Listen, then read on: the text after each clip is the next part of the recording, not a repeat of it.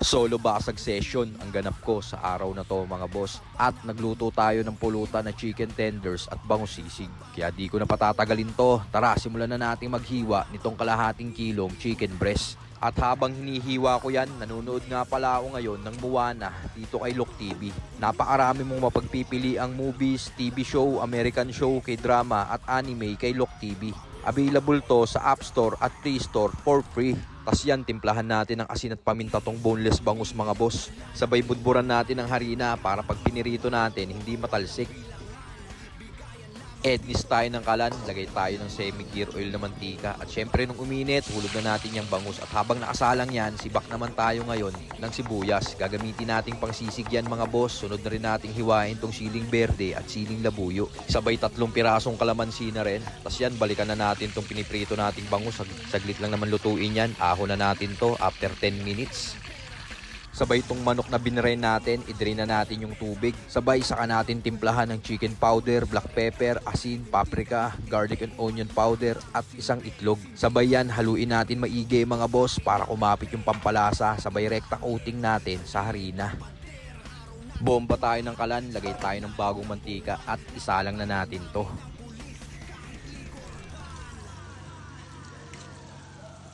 Sabay yan, after 8 minutes ng pagluluto sa katamtamang lakas ng apoy, hanguin na natin to.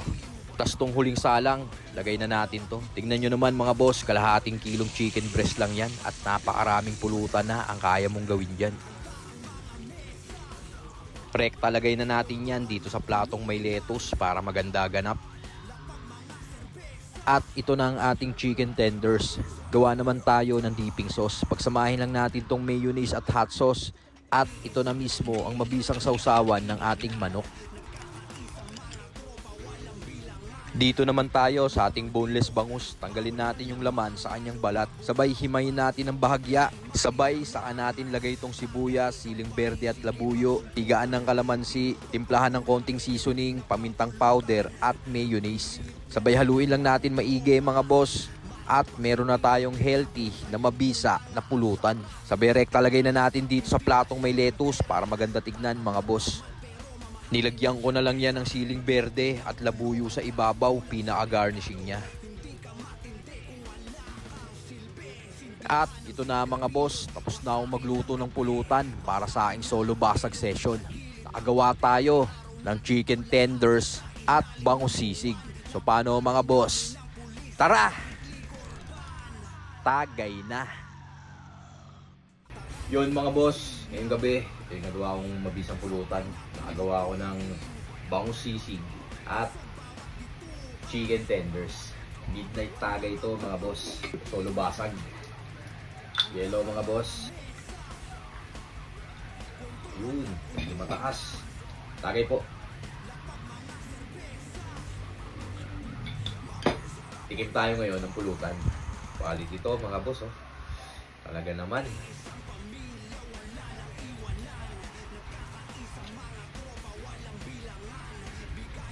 Sarap. Tagay. Tagay po. Ano? Sobrang quality nito mga boss. Ito. Kain po. Tagay po tayo mga boss. Ayan o. Para sa inyo to. Solo puksa to mga boss. Kain tayo mga boss. Napakasarap nito, chicken tenders.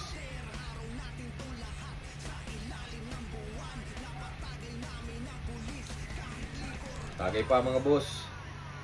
Yan o. Para sa inyo to. Tagay po.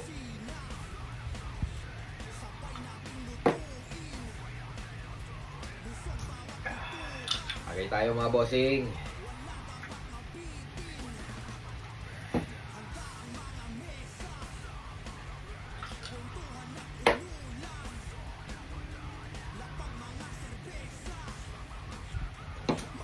Woo! Kain tayo pulutan. Bangus sisig mga boss, napakasolido nito. Kain po tayo mga boss.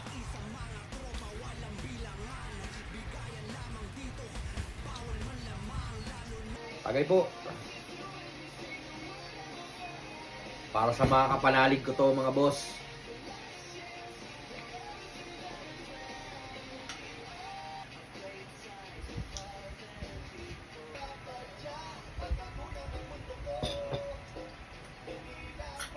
Suabe.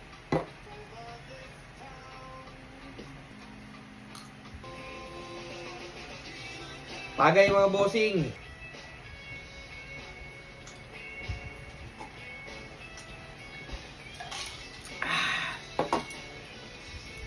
Paano mga boss? Hanggang dito na muna. Peace.